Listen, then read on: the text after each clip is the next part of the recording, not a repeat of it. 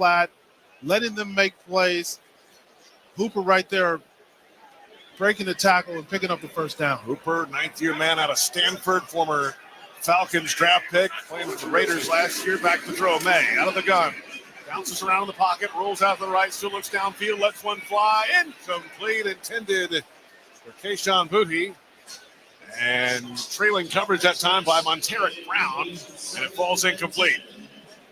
And Drake May had some open space right there on the far sideline. He could have probably picked up some positive yards with his legs, and he decided to throw the ball, which got dropped. So I just thought he had an opportunity there to pick up positive yards with his feet. Patriots had a touchdown on a field goal drive to start the game, and now 4 straight punting drives. Snap and a handoff delayed, looking up the middle to Michael Hasty, trying to find a crease and just past the line of scrimmage. It's 2-yard gain for him, so around the 18-yard line. Josh Hines-Allen in on the tackle, former first-round pick, defensive end out of Kentucky. Yeah, Hines-Allen doing a great job right there. And like we talked about earlier, winning the line of scrimmage, this Jaguars defensive line has really come to play and really is taking control of the line of scrimmage. Patriots facing 3rd down and 8 from their own 18-yard line, 4 of 9 today. 0 for their last 5. Thrown deep down the middle, one-on-one coverage. Tight end makes the catch. It's Hunter Henry with a guy wrapped all over him, bobbled it over his shoulder pad, and then made the catch, and he's wrapped up by 4 Jaguars at the midfield stripe. It's a 32-yarder for Henry. And boy, what a catch and what a day for the Patriots tight end. First down. Jack's running a little Tampa 2 right there, running down the middle with the tight end. And what a great play. Quick throw deep down the left sideline, one-on-one coverage. He's got it down the left boundary. It's Keyshawn Booty. And it's Monteric Brown in coverage. And another big gainer for New England.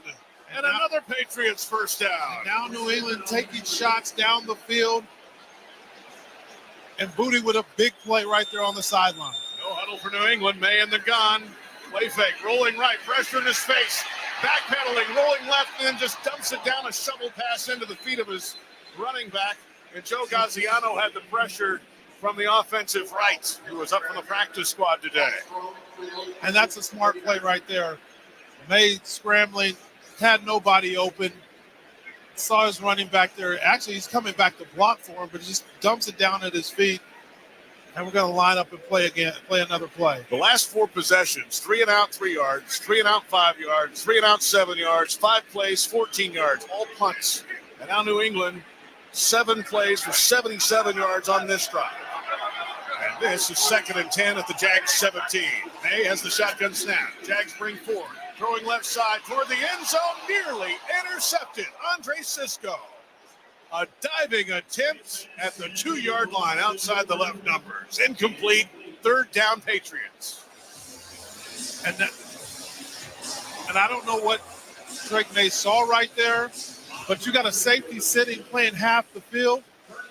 You can't make that throw. You can't make that throw as a quarterback, and as a safety, great break on the ball. Way to break it up. Wide receiver Demario Douglas has not been on the field this drive, left the game with an illness, returned questionable.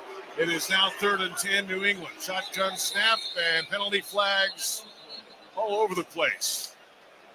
More flags than a changing of the guard at Buckingham. Do they have flags at those? No, maybe not. I haven't been to it. False start. Offense.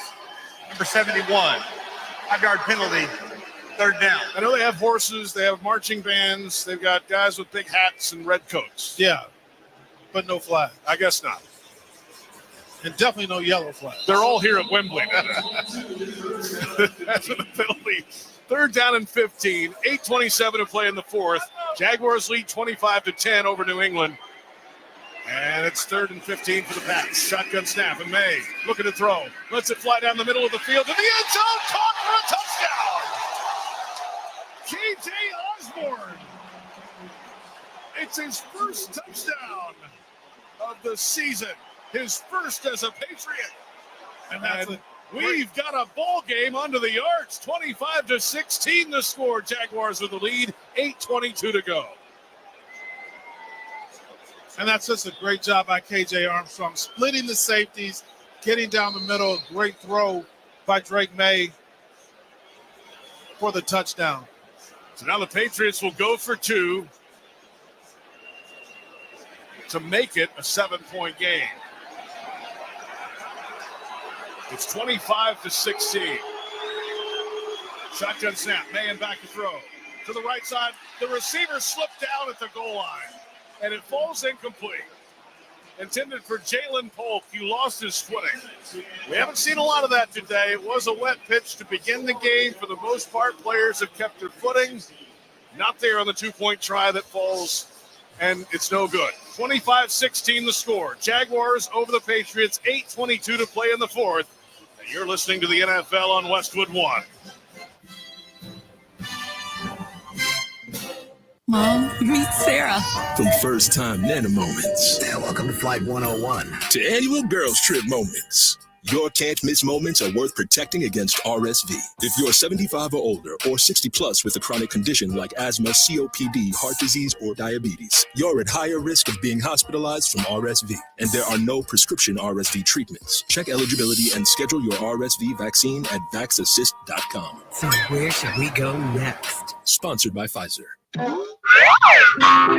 Something amazing is happening in animation. Studios are processing data faster. That's because CDW showed them new ways to maximize their infrastructure, then built a flexible Dell Technologies data solution.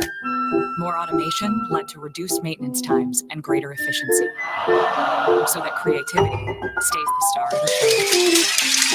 Dell Technologies and CDW. Make amazing happen. Learn more at cdw.com/Dell Data Center. At Uline, they know going the extra mile takes hard work. For companies pushing to go further, Uline will go the distance with you. 24/7, they answer the phone to get you the shipping and industrial supplies you need. Business can move fast. Unexpected large orders, adverse weather, new safety guidelines, and changing economic trends. Uline works hard, keeping 41,000 items ready to ship, minimizing detours on your way to the extra mile. Visit uline.com. Running your own business can feel a lot like running a one-person relay race. When you've got to expand your team, share the baton with Indeed. Their all-in-one hiring platform has smart tools to help you attract, screen, and hire quality candidates to your roster. And they don't just help you hire faster. 93% of employers agree Indeed delivers the highest quality matches compared to other job sites, according to a recent Indeed survey. Nix the hassle. Start hiring. Learn more at Indeed.com/credit to expand your team today.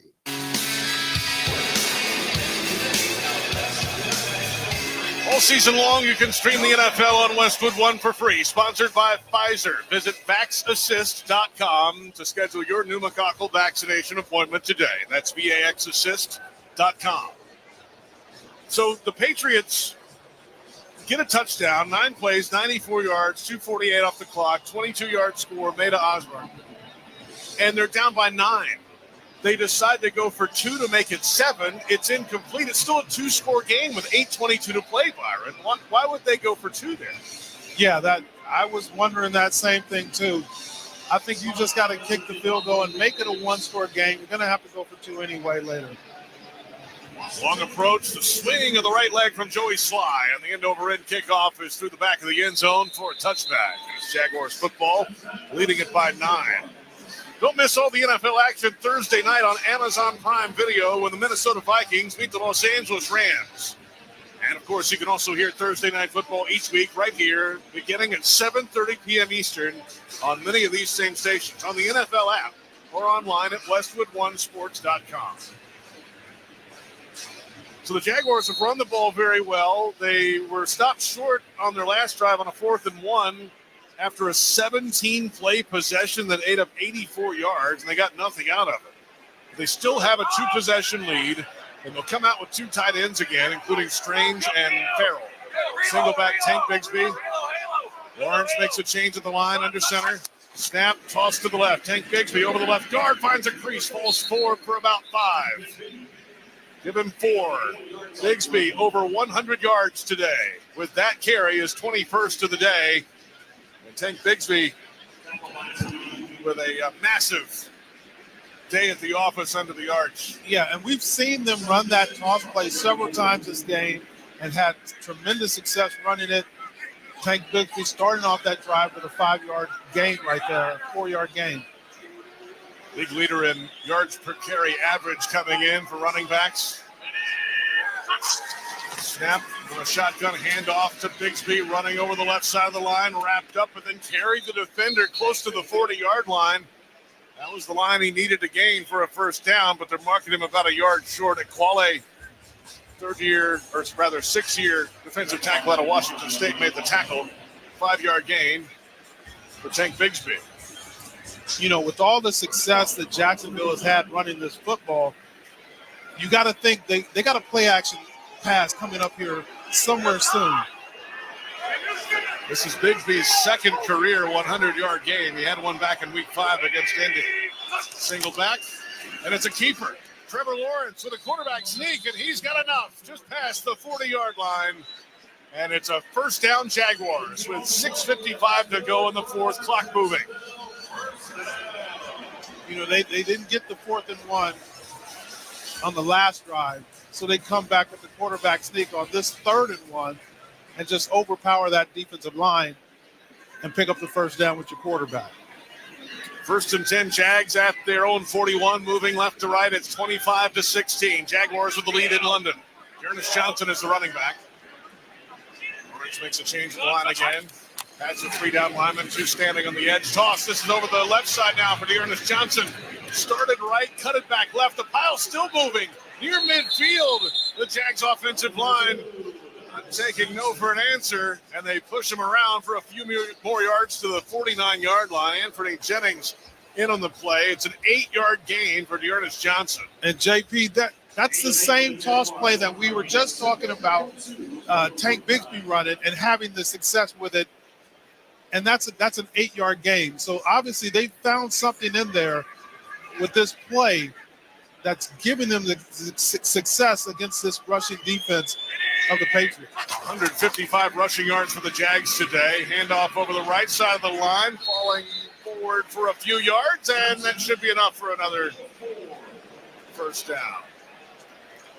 This is Steve Moulton back in the studios of 97.7 ESPN The Zone. For those of you listening to this particular game between the Jacksonville Jaguars and the New England Patriots, it's 25-16, by the way, with under 6 minutes left to go in the fourth quarter. The conclusion of this game will be over on Talk Radio WZZN. We will hit the top of the hour Sports Center and then the Bama Recap program with myself and Drudy Armand, presented by Lawlers Barbecue. We'll head back briefly for a short visit here with our friends from London before we take over the airwaves here in a couple of minutes. Linebacker out of Idaho. Timeout, New England. It's their first of the second half. 4:50 to play in the fourth quarter at Wembley Stadium in London. Jaguars by 2 possessions, and they have the football. You're listening to the NFL on Westwood One. Downy Rinse and Refresh. Break up with stinky clothes. Every now and then I get a little bit tired. The stinks that just will never come out. Pour down in the rinse tray.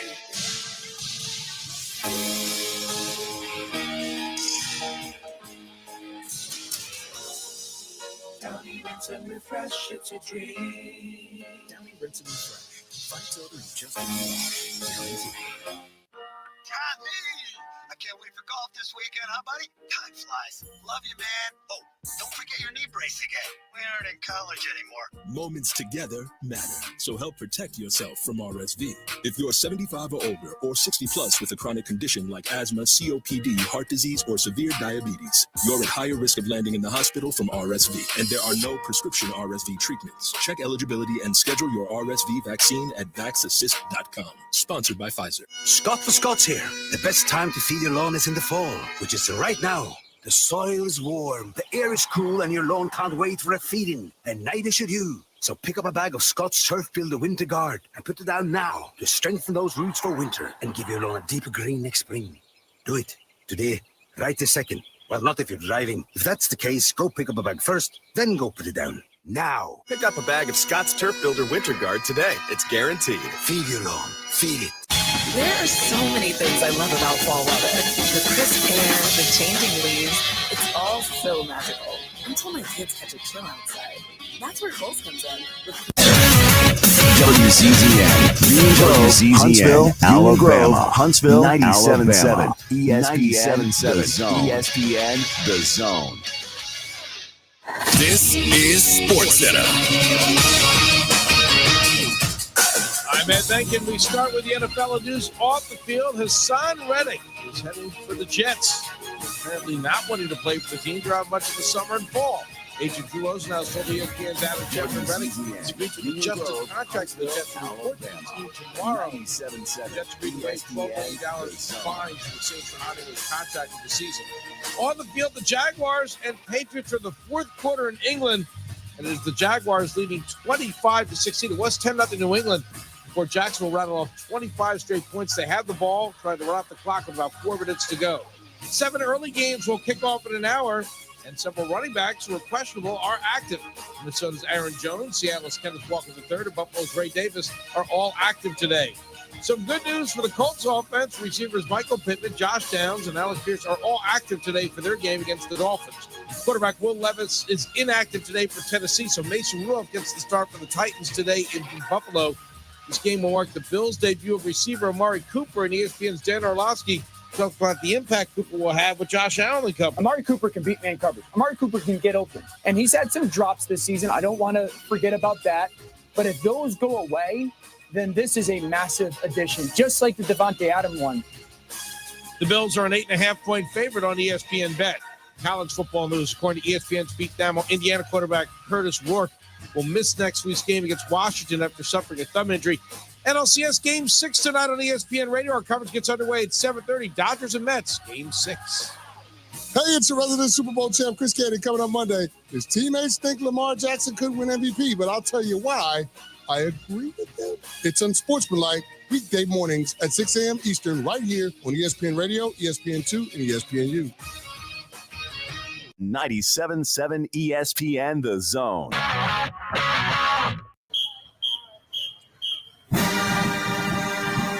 It's time for the Bama Recap Show, presented by Lawlers Barbecue. Call into the Neighbors Wealth Management Hotline now, 256-576-4977. That's 256-576-4977. Now, here's Drew DeArmond and Steve Moulton. 2 right, 1 left among the wideouts, and it'll be a handoff and going left side. Sampson cuts it back inside the 25, lost the football, scramble for it. Bama says they have it around the 18-yard line. Tide celebrating. Did they get the takeaway? Yes, they did. Bama forces the fumble, and the Tide will get it after Tim Smith is able to get that takeaway. 4:51 to go first quarter. Milroe looking, firing across the middle. Catch made. First down at the 3 of Tennessee. Justice Haynes caught the slant out of the backfield, and Bama sets up shop. First and goal from the 4, deep in the Chick-fil-A red zone. 11-yard pickup. 2 wideouts right, one of them being Bernard. Single setback, Miller. They throw a pass left side. It is in and out, and then back into the hands. Ryan Williams, touchdown, Alabama. Nico looking all day, flushed out of the pocket. Pressure coming, throws, picked off, intercepted, and out of bounds around the 15-yard line. Let's see, King Mack getting the pick for the Crimson Tide, and Alabama turns him away. Check it, no. It's Jalen Mbakwe who got the interception for Alabama. Tennessee with 4 wideouts, 2 each side of the field.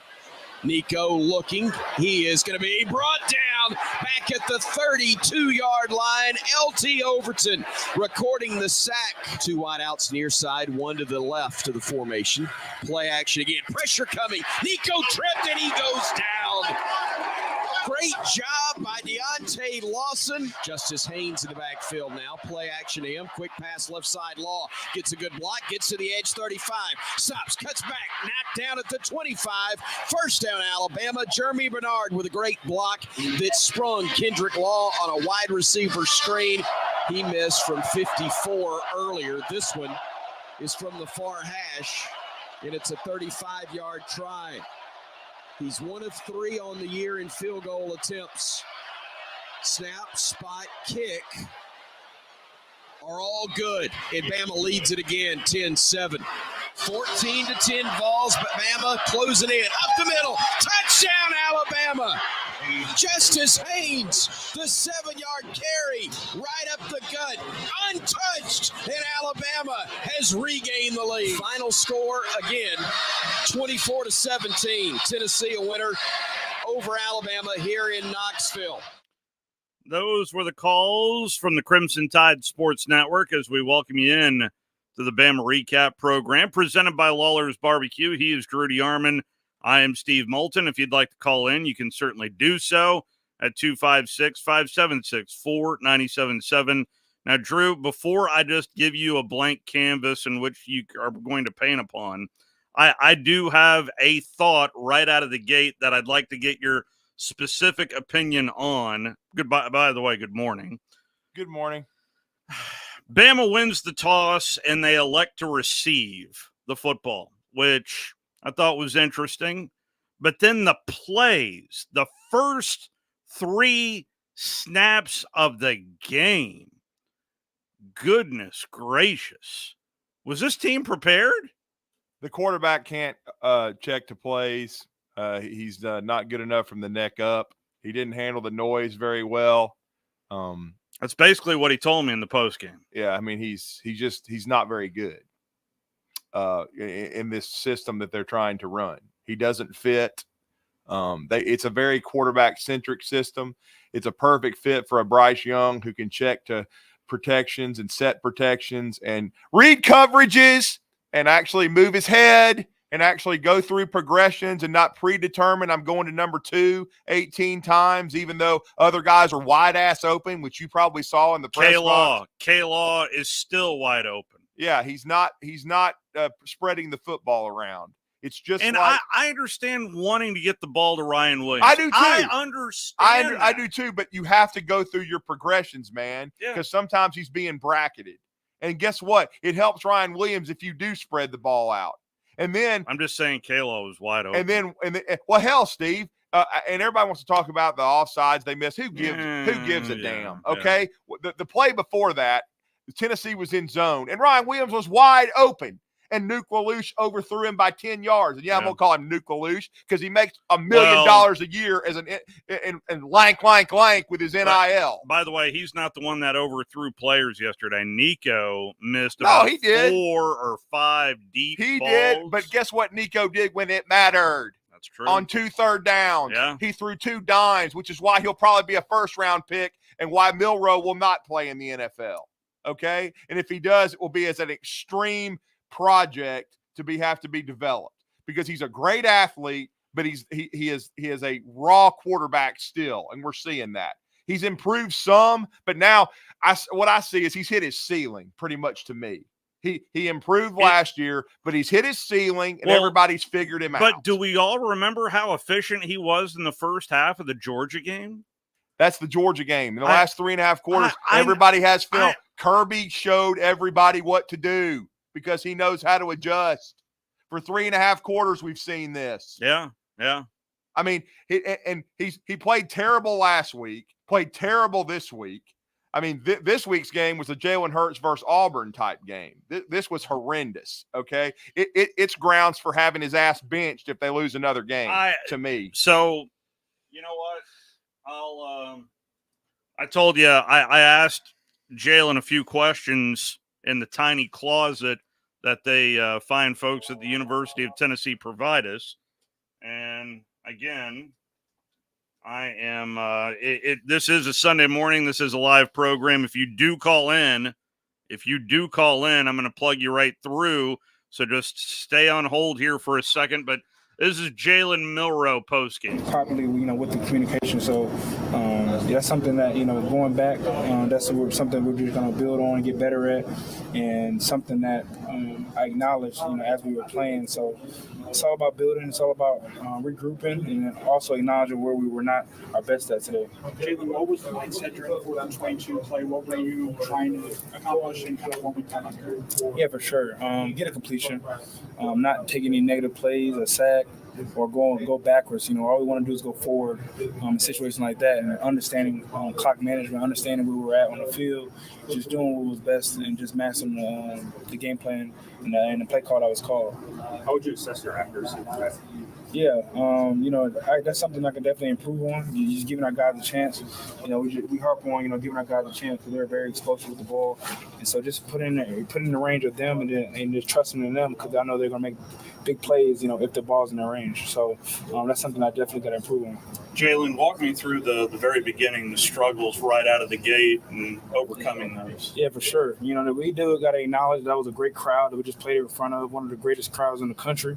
And so, we have to, that's on us to control our controllables, understand our assignment, understand, our snap count, understanding what we need to do so that we can move forward when playing games like this. So it was a great opportunity for us just to have an opportunity like this, and just now we can reflect, now we can understand what it takes to win games like this, and understanding, what we need to improve on. So I thought today was very important for us. What's kind of the mindset, like in terms of, obviously this is the second loss. Where, as a leader, where does your mind go in terms of making sure that you're not only the offense, but the team as a whole is kind of up for the remainder of the schedule, that like you can kind of set the example in that? At the beginning of the season, we set goals that we want to accomplish this season.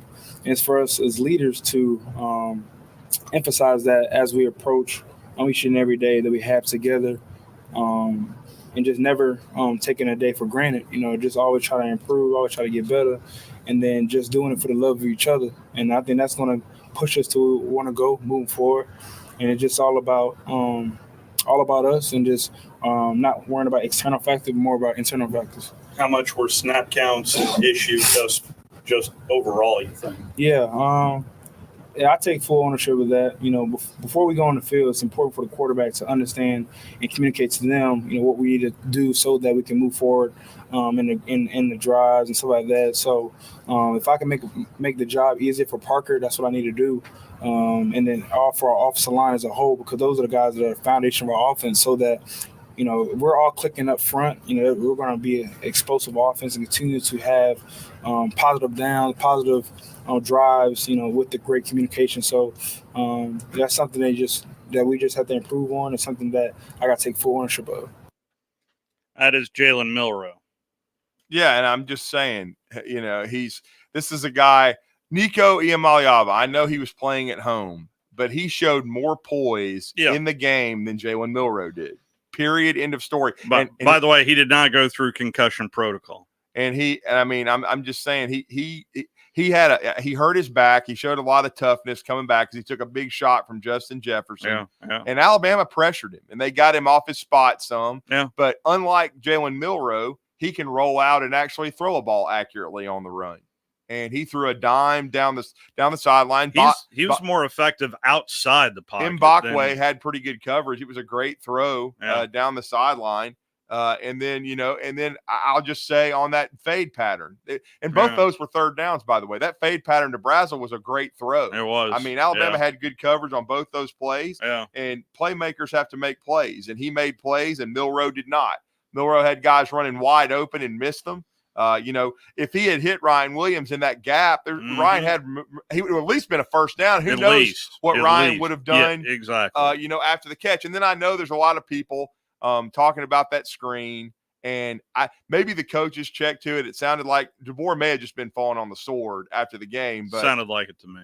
But how you check to a screen on 4th and 22 is the it. stupidest football I've ever seen in my life. Now, I will say this: people want to say, well, if Ryan Williams had thrown a block, he'd still be running. Well, guess what? He did block earlier in the game. And you know what I think happened? He was probably stunned. He probably didn't realize what Milroe had checked to. So you could tell one of Tennessee's big priorities early was to hit Ryan Williams. And I thought he really stepped up. I he did showed too. a ton of toughness. Yeah. Because I'll be honest with you, Tennessee's secondary is better than it's been in a while, and they played like Alabama used to.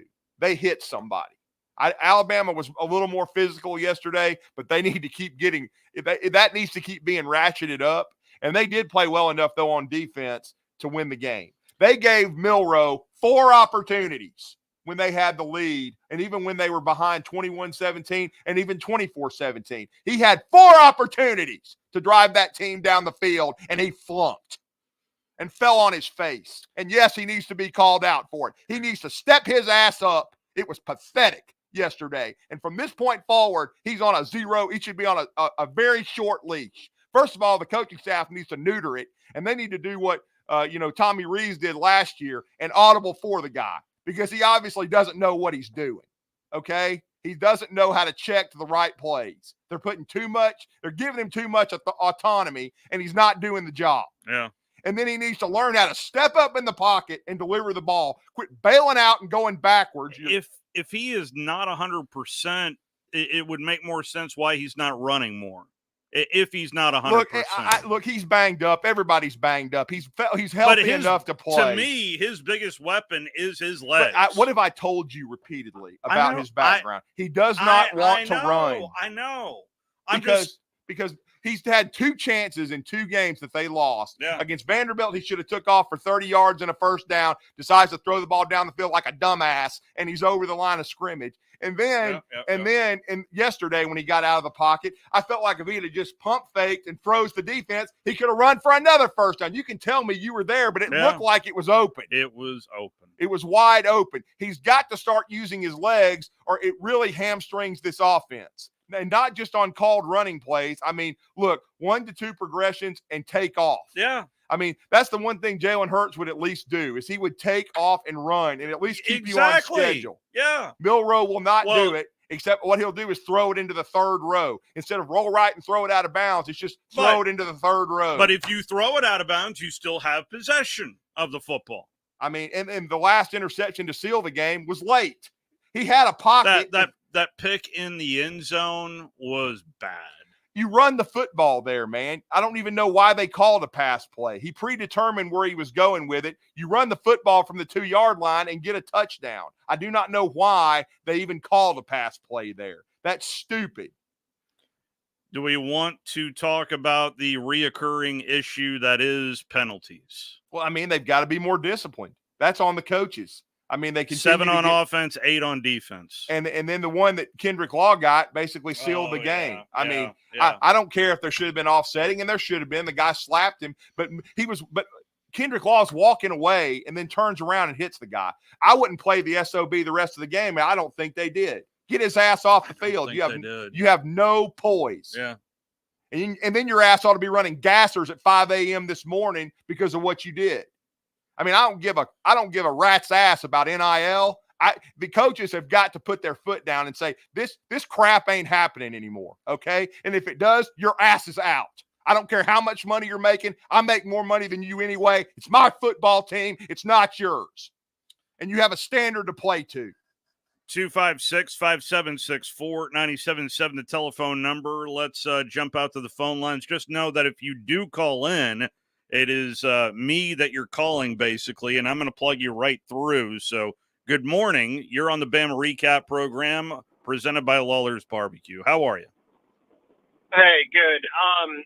So, just as frustrated as you are, Drew, I was just soaking in those emotions. I'm a little, I don't even know what to say, but here's the thing. I know there is no more room for any losses. Yeah. They went out in the end. If they went out, you know where I'm going with this. Will they stink or go from 16 to 12? Or do you think they deserve it even if they went out? I mean, can it still happen? If they went out, they have a case. Now, whether or not they're going to be in, that's tough to say. They got some help last night because Georgia beat the hell out of the fraudulent hook 'em horns. You're welcome. You know what I'm saying? I'm sorry, but I knew I should have picked Georgia. I felt it in my gut, and I didn't have, and I decided to go with Texas in a close game. Texas is who I thought they were, deep in the heart of overrated. They're a bunch of Yeah, piss ants, and they got their ass whipped in front of national TV, and they got physically mauled. To answer your question, at least from my standpoint, yes, they have to run the table.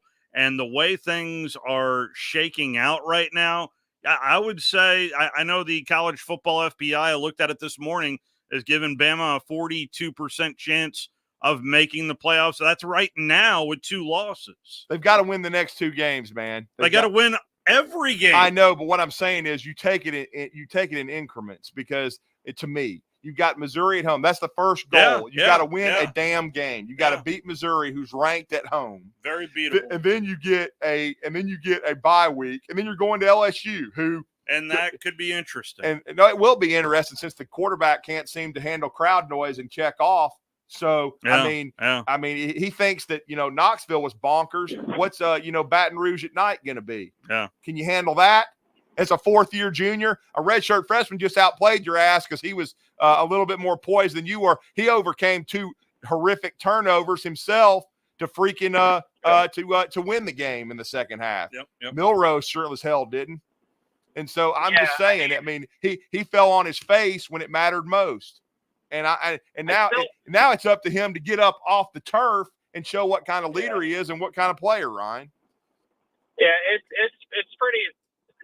I don't even know what to say. It's pretty surprising, but I do think the fact that Georgia pretty much not manhandled, but they handled Texas. Oh, they manhandled them and they body slammed them, and they suplexed them, and they beat them in the head. They told those softies, "Welcome to SEC football, guys. You can crown your own ass later." I think Oklahoma got crowned yesterday too. Anyway, go ahead. Yeah, but that makes our win against Georgia. Find Dan Hawkins good. quick. The committee's going to look at that, right? If they balance us out 13 or 12, they're going to look at, hey, we beat Georgia. We got up 28-0 on them, right? Yeah, it's a great win. Yeah, it is, Ryan, but you got to beat Missouri, and your quarterback has to get his head out of his ass and has to start playing winning football. And I'm serious about this. You lose one more game, this is like the NFL. I know the guy's making NIL money, and you don't want to lose the locker room, but you can lose the locker room by losing games too. So you got to. Ty Simpson is going to be on the clock if Jalen Milroe loses one more game. To me, his ass ought to be on. I'd think about benching him now, but they will not. They will not. But I would say he's got like a half to me. Yeah. But I mean, you better step it up, or that's or you can go sell Lank shirts on the sidewalk because Ty Simpson should be getting a shot. What about the threat to the next recruiting class that we have? You think people are going to start? When you lose, that's what happens, man. That's why you have to win games. That's what the Reverend is realizing over at Auburn. You've got to win games. So, this is still a 5-2 football team. And this is still a transitional year as well. It's a transitional year. I keep trying to tell people that. And Ryan, I'm going to tell you this and Steve, and I've tweeted this out. Look, what you have to understand is something right now. Everybody, the comeback you're going to get right away is, well, Nick Saban left this roster loaded. No. You should be good. No, he left it in really good shape, but I would say it's not loaded. No, there was quite a few that scattered. And because of it builds off my next point. With the transfer portal and NIL, your roster isn't as loaded because Alabama didn't lose, a ton of guys as far as we talked about, like difference makers. Like they did lose Caleb Downs and they did lose Bond and some guys. But look, and McLaughlin. But again, he's got one catch for 7 yards. He's over there now, deep in the heart of Texas. He didn't even play. He had splinters in his ass. But anyway, all I'm saying is, he's a retard. He and Jaleel Worthless are cousins. But anyway, all I'm saying is that with NIL and the transfer portal, this is a completely different time. Okay, and that's why Nick Saban, a part of the reason he got out of it. Because kids want to be paid, they want to be guaranteed things, and so this transition in a lot of ways is even tougher. Because look, man, because of the players' mobility, the players have all the power. 2007, the players did not have all the power. They have all the power now, so that makes it even tougher. And this is a transition. I've watched all of them. None of them are are smooth. Ryan, we've got a ton of phone callers. Thank you, Ryan. Anything else on your mind, sir? All right, thanks. All right, appreciate the phone call. Let's head back out to the Neighbors Wealth Management Hotline. Good morning. You're on the Bama Recap program presented by Lawlers BBQ. Who's this? Hello. Hey, this is Wes. Hey, Wes. Hey, Wes. Good What's morning. up, man? Hey, not much. I just want to check on Drew, man. I think blood pressure's a little high today. I'm a little worried about it. Yeah, it was not a good performance for the Tide, that's for sure. Yeah, y'all keep check on that. I'm worried about you, man. Well, I appreciate the phone call. Yeah, enjoy the win. I know exactly who that is. Good for him. They've won 17. They've lost 17 and 19. At least it's a rivalry again. It took 20 years. Have fun, pal. Okay. 256-576-4977, the telephone number. And honestly, at halftime, I tweeted this out as well last night. It really felt like I was watching a UTC Samford game. It was bad. And I did look it up from 2 years ago. It was 28-21 at halftime 2 years ago. That was not Hendon Hooker, and that was not Bryce Young. No, not at all. Back out to the phone lines we go, as you can tell. Scrambling over here for your phone calls, but I'd like to get your reaction this morning. Good morning. Who's this? Morning, it's Brandon. Hey, good morning, Brandon. What's up, man? Waking up being 42 today, and I'm happy. Happy birthday, brother. Appreciate it. I don't understand. Yesterday in that game, Tennessee gave us the worst half of football they have probably played in years. Yeah, that's where it was lost. It was 7-0. Yeah, it should have been a 3-score game. At least. Because Alabama forces 3 turnovers. The defense pitches a shutout, and Milroe in the offense produces 1 touchdown. I mean, it should have been at least 17-0. Oh, I completely agree with you. I thought it should be 21-24-0, and then in the second half, we should have put it down. And I thought this whole not wanting to run, not being a willing runner, I thought we had got past that once we saw what we saw in the Georgia game, but apparently not. Apparently, I wonder who is in his ear, and if it's his crazy daddy, and I'll say that, and I'll tell him that to his Probably face. so. I've seen him in his ear telling him this stuff.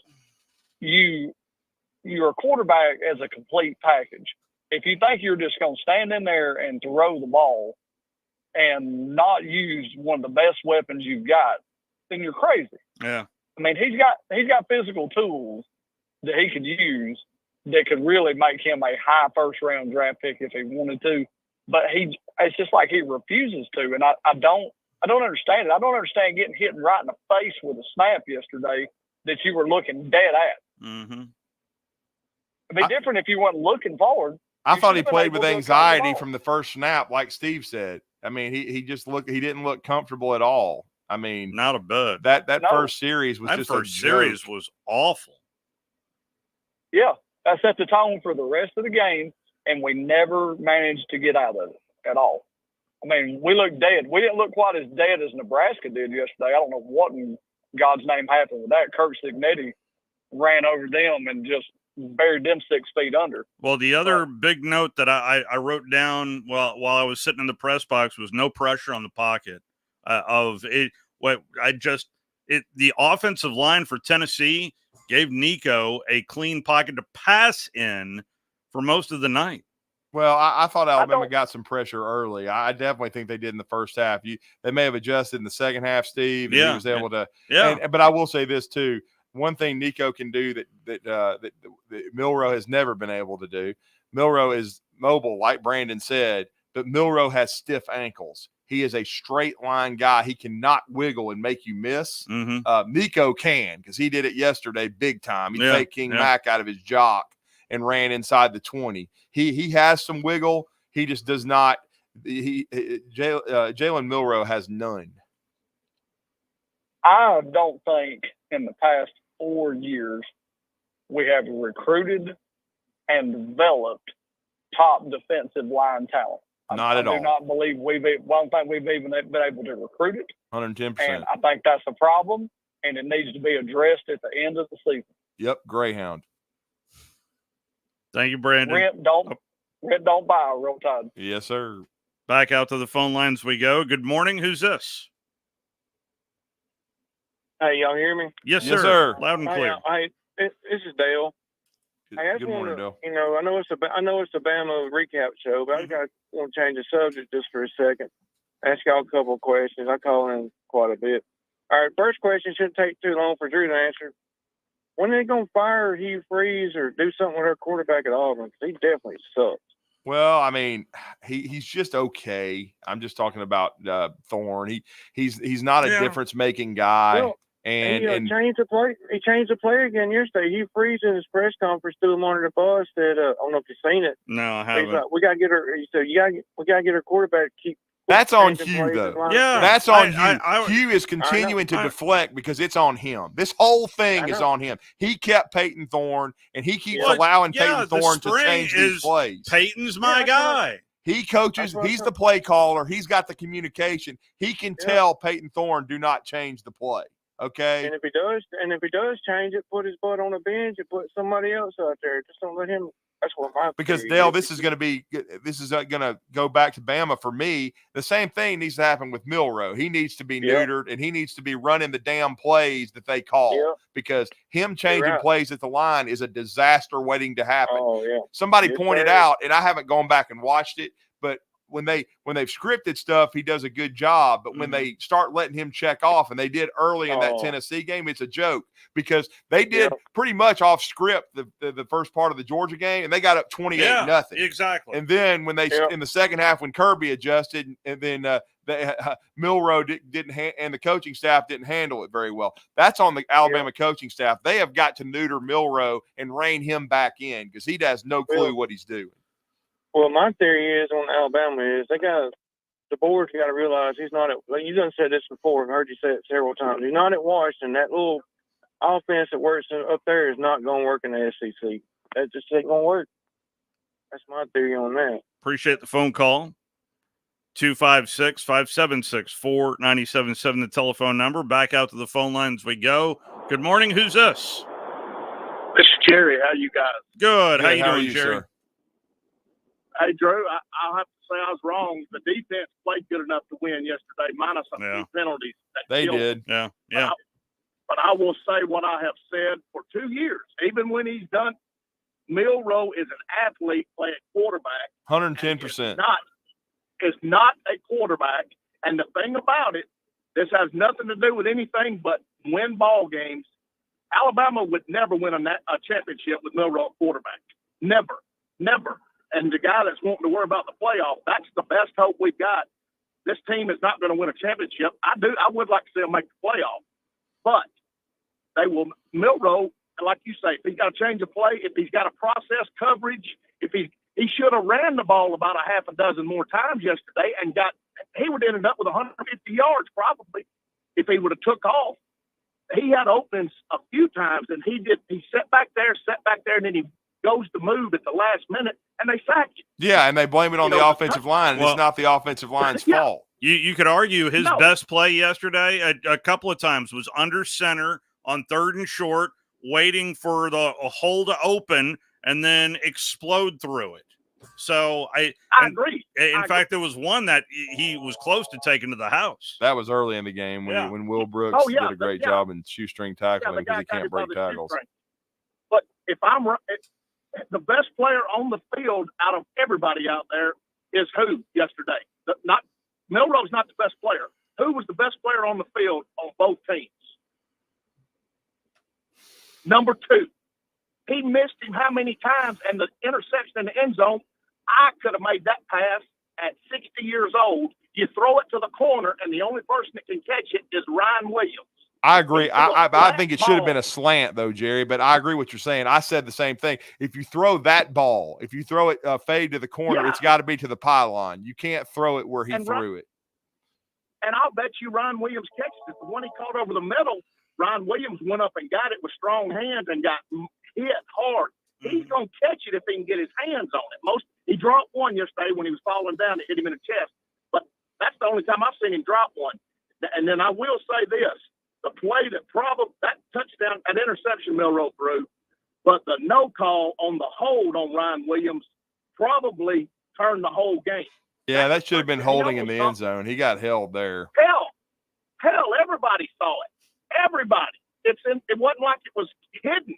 It was in front of everybody, and it was blatant, you know. But again, it's the quarterback, the trigger man. You got to have a trigger man to win, and we do not have a trigger man. That's it in a nutshell. And I agree. It's almost too late now, and like you say, you got to get a grip on this transfer portal on NIL, but you still got to have discipline. If they don't want to play, hell, they can go home. They can go somewhere else.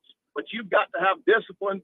The Kendrick law was a joke. It should have been a double flag, but still, you got to compose yourself. But if you lose the team because you change quarterbacks, you lose the team because you've about lost the team anyway. I mean, you've about lost the team. Agree?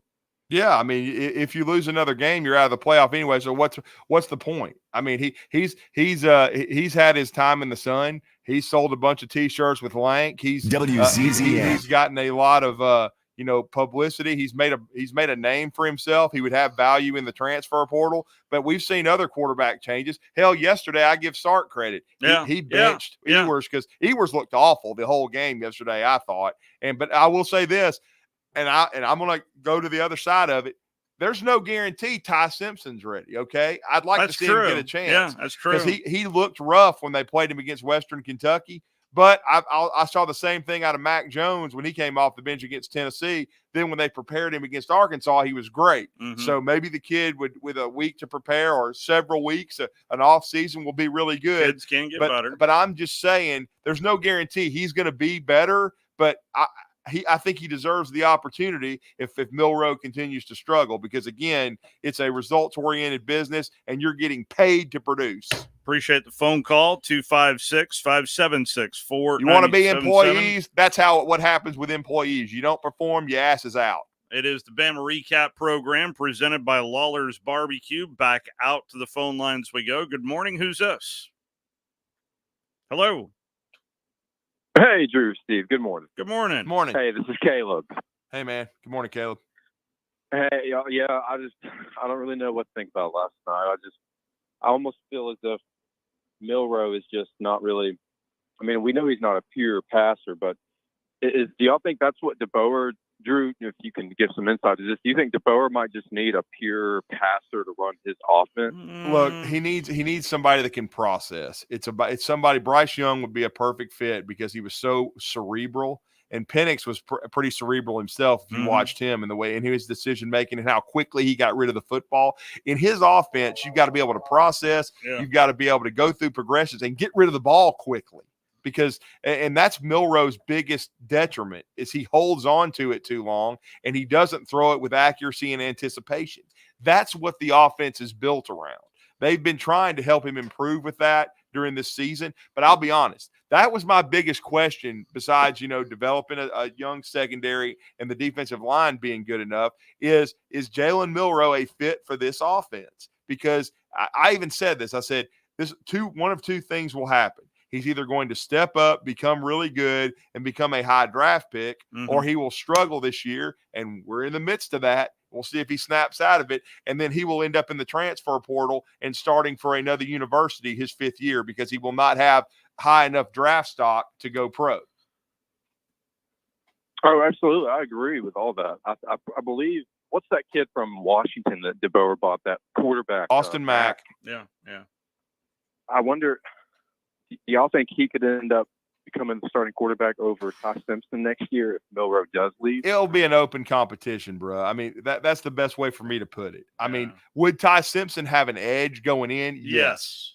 But I'll be honest with you, and if you've been listening to me long enough, I am not afraid. Steve will tell you that. I mean, I got ridiculed for saying Hurts should be benched, and I ended up being right on that.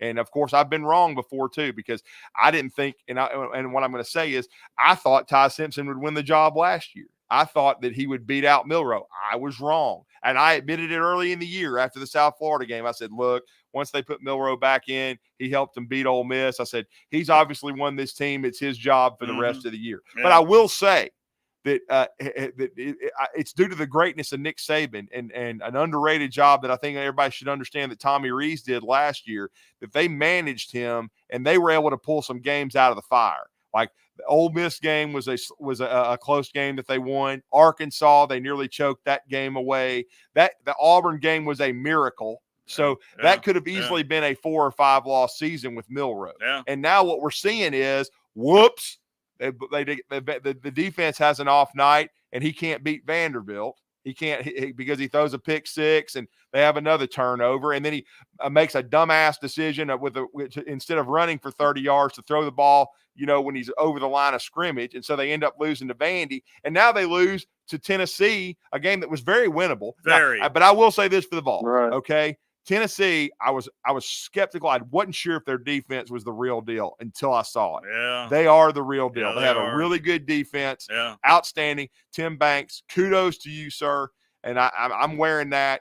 Tennessee had the better defense, even though I thought Alabama's defense played better and played well enough. Defense. But they were a really good defense. And Dylan Sampson's a dude, okay? That's what I kept saying. Alabama had to slow him down. They did for a half, but because they did – see, that's the big key. If Alabama's up 17-0, 21-0 at the half, they can't run the football. It's a different game. And you take Sampson out of the game pretty much. Yeah. But they didn't because Milroe played so piss poorly for the entire football game. And yes, 90% of this loss is on 4. I don't care what anybody tells me. He is the issue right now. He's got to improve exponentially if this team is not going to lose 2 or 3 more football games.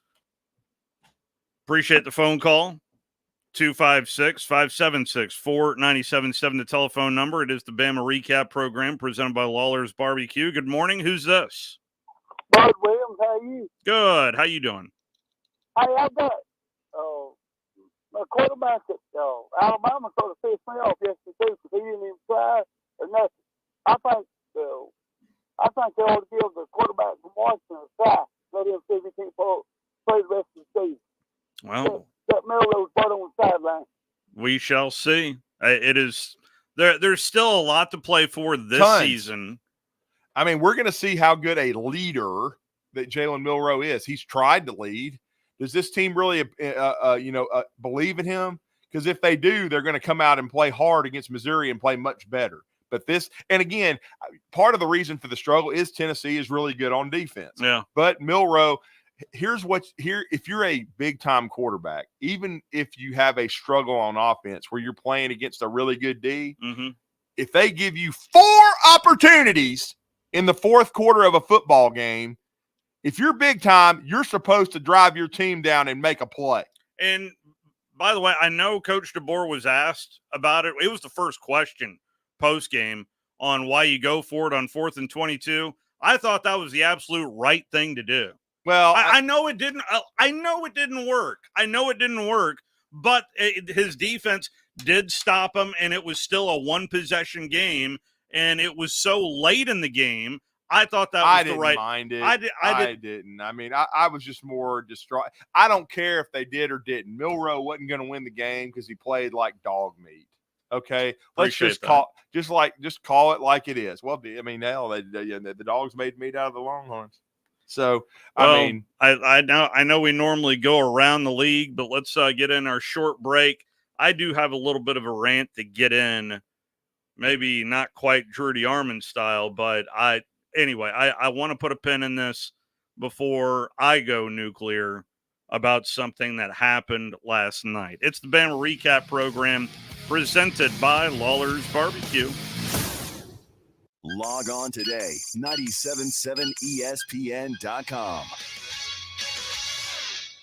Here in North Alabama, barbecue is a part of what makes our home so special, and great barbecue from Lawlers makes it just that much better. Since 1978, Lawlers has been serving up their delicious barbecued pork, ribs, chicken, ham, and turkey for generations of family get-togethers. Recognized as the best barbecue joint in Alabama for 2 years in a row, Lawlers is thrilled to share their award-winning barbecue for your next family meal or catered event. Order online or stop by any one of their 14 area locations. Lawlers Barbecue, cooked slow, served fast.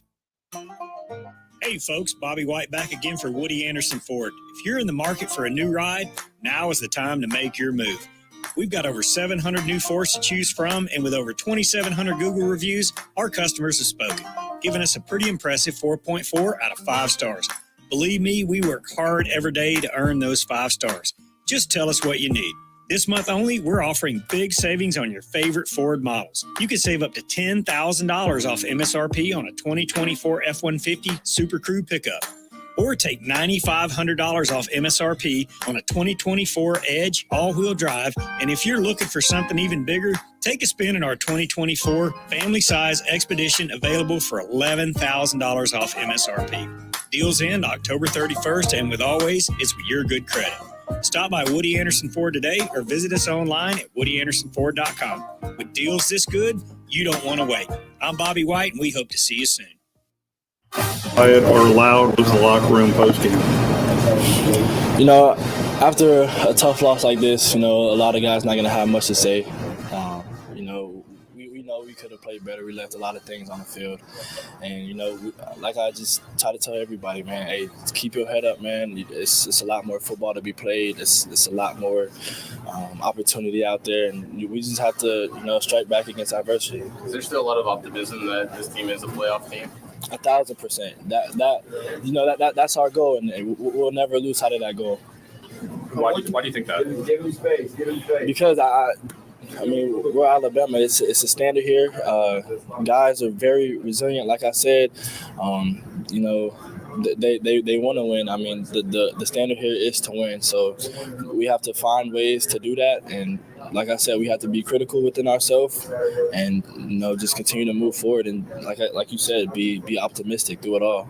I had Jeremy Bernard post game. He caught 5 passes for 72 yards. I asked him about how quiet or loud the locker room was. He didn't really answer my question, but I did wonder how that and by the way, where the media meets there is a wall, just a wall that separates. And I will tell you, 2 years ago, I could hear that room. Last night, couldn't hear a darn thing. Could not hear a peep in that other room. 2 years ago, there was a lot of chirping, a lot of throwing stuff. It was easy to hear. Well, yeah, and it was a frustrating loss 2 years ago. It was one that was taken from Alabama. It was a hose job completely. This wasn't a hose job. They got beat. Yeah. Okay. You got beat by a better team. A redshirt freshman quarterback outplayed the redshirt junior supposed Heisman candidate. And made 2 big-time throws while the other guy – He looked like a Heisman Trophy winner in the first half of the Georgia game. He did. Last 3.5 But since games, then, nope. I'm not sure he can start for Ball State. He's just not – he hasn't been good at all. And so I know that's a little extreme right there. Vandy was flat as hell against Ball State. Yeah. That's a good segue. But they found a way to win this time at least, 24-14. Okay. So Go ahead, your rant. Last night, during the Georgia-Texas game, right, fans throw bottles onto the field. Yes, they did. And then the referees decide to converge and say, you know what, that pass interference, which, by the way, was not pass interference. It was not, but they called it. And then reversed it. Let's just shake things up and make up stuff on the fly. What are we doing? And then the non-apology apology from the SEC last night as well. Get your act together, Southeastern Conference, because that was an awful look. Listen, it's not just towards Georgia. I am talking about you are encouraging, you know what? If it doesn't go your way, I'm going to chuck a Miller Lite out there. I'm going to chuck a Budweiser. That's got to be a penalty on those rednecks. I'm sorry. I know you're not happy with the call, but throwing stuff on the field, that should be an automatic 15 yards. But I'm sorry. If anything, that is going to encourage that type of behavior. Oh, I know. That is just ridiculous. I would agree, and it was stunning that they overturned it. I'm like you. I saw the replay. Did you see the second targeting call as well? Oh, on Georgia. I thought it was horrible. I don't know what targeting. I was about anymore. to quote Kyron Samuels, who played at Jacksonville State, and he was a good offensive lineman. I believe he's cousin to Chris Samuels, and he's an analyst now. And he tweeted this out or posted, whatever you want to call it. I agree with him. Abolish targeting, please. Just get rid of it. It's absolutely stupid. I guess the best way for me to say it is if they want to try to protect the players, it doesn't protect anybody. I understand. I understand that, but I just don't think there should even be targeting. I think it's stupid. And I'll just say this, and at the very least, they need to continue to look at it and figure out what is and what isn't. And I'll still say it should not eject somebody from the game. I think that's stupid. Yes. You should not be disqualified for targeting. It's a 15-yard penalty, and keep playing just like they do in the NFL, you idiots. Well, because you want to change the game to the NFL anyway. Yeah. You put the 2-minute warning in. Everything. So tweak the rule. It's just like when those morons put the rule in, and yes, Steve Shaw, I'm calling all you guys morons because that's what you guys look like out there, is because when they first put it in, you could overturn targeting and still give them 15 yards, which made no sense. Zero. Absolutely stupidity. Well, I think they did that just to change behavior. And in some semblance, I get that. But we have progressed a long way from that point. Very least that should be done is it should not be ejectable. That is absolutely stupid and making you sit out a half of the next game. That is stupid. Yes. Absolutely asinine. Let's we've only got about 10 minutes left. By the way, if for those that don't know, Bama Mizzou is a 2:30 kick down. They in decided that Tuscaloosa. last night. I just wanted to make sure I'm everybody. just saying that's when it was decided, around midnight or somewhere around there. So pregame it'll be at 11:30 this Yeah, I Saturday. couldn't even count that because I had to sit there and I was trying to count it down at the end of our broadcast with Huntsville High got mauled by Florence, and I apologize for that. I couldn't even count to 3. It's kind of like Milrow. Out to the phone lines we go. Good morning. Who's this? This is Roger. Good What's morning, up, Roger. How you doing? I'm doing good. I just want to say that I tried to tell everybody last year, Milrow is not the quarterback for Alabama. I still think they should give Ty Simpson a better chance. I think he would have been the better quarterback. Well, what we don't know is how he looks in practice. I mean, it's what we don't know.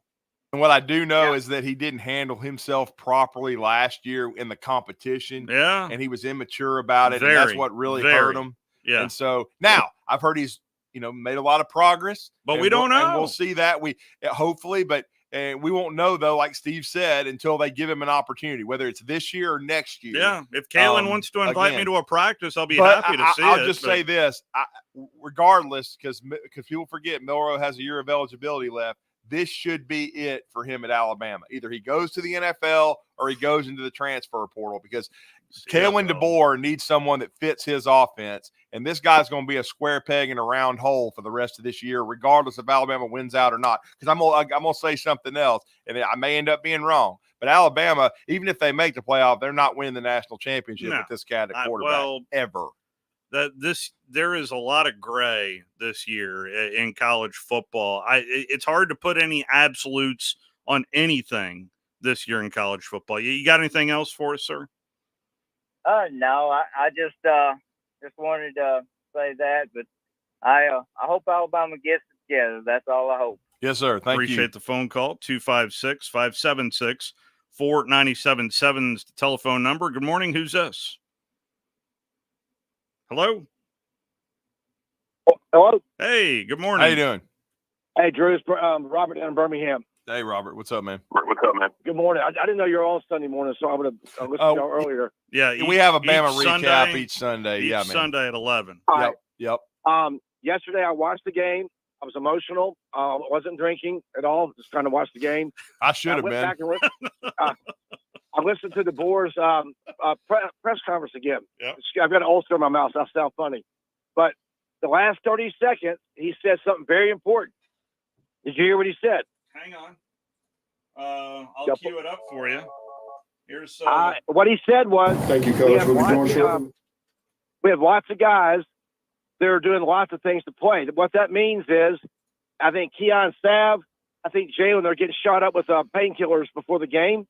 And what that does, that's admirable. I love it. They're gutty players. But when the quarterback can't do the basic things, you fit him. I think DeBoer is being blindly loyal to as a player's coach, and being let Jalen do prove how tough he is. But it cost us a freaking game yesterday. So I know it for sure. I mean, I don't know. I'm not going to call Dr. Kane and ask him. He's a personal friend, but I'm not going to do that. I can call his son. I'm not going to call. But they're obviously getting shot up. You saw when Sav made that play yesterday in the first half.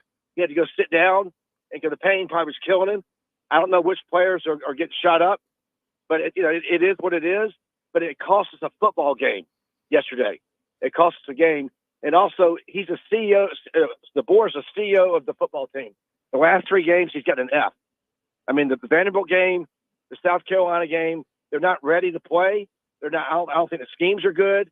And then on top of that, I think he's being blindly loyal to some of these guys, and it could cost him his job at the end of the year. You know, an 8-40. What do you do if we go 8-40? Calm down. He's not going calm anywhere. Down. I mean, he deserves a chance. Every transition at Alabama, I've been through a bunch of them. Yeah, all of them have been rough. And I don't. And again, we're going to see what adjustments the staff makes and what they do with these guys, and if these players truly care and are going to gut it out and step up. But I'll just say this. Kalen DeBoer is between a rock and a hard place in this environment. Those players welcomed him in and told him they had his back, and he's being loyal to them, trying to build relationships because you're trying to keep your roster together. It's very, very difficult, and it's hard to bench a captain. And Milroe has been a captain, but eventually he may lose his job, but it's very difficult to do. Ryan Hennessy did ask that last question. Yes. Well, I told the guys, and so the message to them is, get back after it and get to work, and first of all, do some soul searching, right, and look inward. And I know there's enough guys that still believe, that still want to, go do what we want to do. There's a lot of season left for not just us, but everyone. And it's going to go fast if we don't take advantage of it. That urgency's got to be there. There's no question. And, we get a chance to get back home, but we got to go to work first before we play that game and find a way to take the next big jump. A lot of guys that we got to now incorporate into schemes offensively and defensively, just with some guys going down. So, they're getting an opportunity right now too to help build depth. But we got to make the plays to go win right now. And that's where we're just falling short. So, make sure our minds are right, make sure our heart's in the right place. And then all I know is that you just go back to work. That's the only thing you can do. And that's what I've always done. And that's what these guys, just having a talk in the locker room, really firmly believe that that's what they want to do too. And so, don't lose belief in these guys, because there's a lot of guys making some big sacrifices in ways that, you'll never know. People will never know because they just keep plugging away, and it might be physical things and stuff like that. But, they're working hard, and they have a lot of pride in who they are individually and who we are as Alabama. That is Kalen DeBoer. I just wanted to play that little bit right there for you. We do get an injury report, but we don't know everything. Right. You still there? Yes, sir. Yes, sir. You have a final? He just told you what's going on. Mm-hmm. So, but you don't beat. If it's going to hurt the team, you play Ty Simpson. I mean, I don't know. Jalen, man, hey, let's rest you. Let's get you ready for the either Missouri or get you 3 weeks off. So the last 4 games or whatever you're ready to go. But by doing that, it cost us a game yesterday. He sold his soul to the devil. That's the wrong word to say. He sold his soul to the players. He named Milroe the starter the first month he got there. He didn't even, let go through spring training. So, most coaches come in. What do they say? Hey, man, all the jobs are up for battles, and we'll see what happens. He didn't do that. So he's blindly loyal to Milroe. I appreciate his heart yesterday, but he shouldn't have played the football game. It cost us the game. Hey, man, I'll check you on in the morning. See you, bye. Thank you. Appreciate the phone call. Let's quickly go through week 8 of the SEC season. And I do want to get your how in the world you did your countdown. I don't know. Missouri did it. Missouri beats Auburn 21-17. It was the largest fourth quarter comeback since Drink has been up there in Columbia. A come from behind win over the Auburn Tigers 21-17. South Carolina, I don't know what they had for breakfast yesterday morning, but whatever Shane Beamer fed him, I took to heart. 35 to that thing was 21-0 at the end of the first quarter. And I have not seen, but I do have it recorded, and I am looking forward to seeing Texas A&M and Mississippi State. That was a back and forth deal as the undefeated Texas A&M Aggies in conference play. They're getting ready to take on LSU, who's also undefeated and just plowed right through the Hogs yesterday. 34-10 that final. Vandy almost pulled a Vandy, but Pavia was like, nope, not today. 24-14 that final. The Georgia Bulldogs, the road dog, it proves to be the top dog, 30-15 over the former number one team in America, the second best team in Texas, deep in the heart of overrated. And then we've got the Florida Gators. Wow, break them up. The Florida Gators, 28 better than the Kentucky Wildcats. I think that Kentucky-Auburn game will be a sellout. Oh boy. Here's my top 16 real quick as we're winding up. Yeah, we're doing Georgia back to number 1, Texas A&M to number 2, Tennessee to up to 3, Texas falls to 4, LSU up to 5, Missouri up to 6, Vandy to 7, Alabama to 8, Ole Miss to 9, South Carolina 10, Florida 11, Arkansas 12, Kentucky 13, Oklahoma Sooners 14, Auburn 15, Mississippi State 16. That's the top 16. I'd have Mississippi State ahead of Auburn. I almost did it, but then you look at the schedule, they're 1-6. They've only got one win. That's why I just could not do it. And so I put Auburn at 15. Oklahoma, I had somebody told me to put Oklahoma at 16, but still, I mean, I just couldn't do that because they beat Auburn. Yeah. And then I had to revise it. I actually had Alabama ahead of Vandy. How can you do that? No, Vandy beat Alabama. Head to head. So I told Brenton Zwerneman, hey, correction. Here's my second poll. He said, thank you. You needed it. And now Brenton Zwerneman will be on the show at 8:30 on Tuesday. Yeah. Houston Chronicle in the house. I mean, it is the premier matchup. LSU, Texas A&M. Wow. All is not lost, Bama fans. There is still I love Robert, but fired for 8-4. No. Let's not do that, bro. I love you, man, but you're not panicking like that. It's the movie The Purge, though, could need some of that. Maybe for longer than a 24-hour period. Yeah. Anyway, Falcon football is next. Have a good Sunday, everybody.